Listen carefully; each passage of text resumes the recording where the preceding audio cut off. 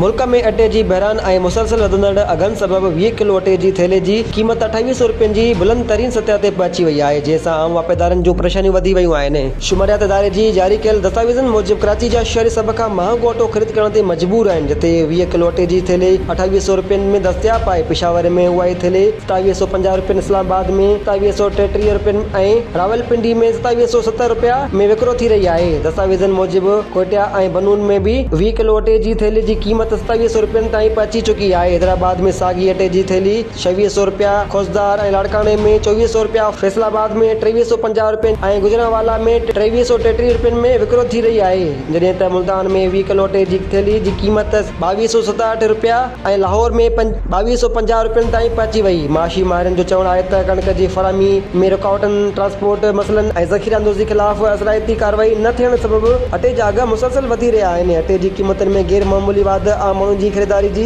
सघ खां ॿाहिरि थींदी पई वञे ऐं जॾहिं फौरी क़दम न खंया विया त महांगाई जो भार वधीक वधी सघे थो।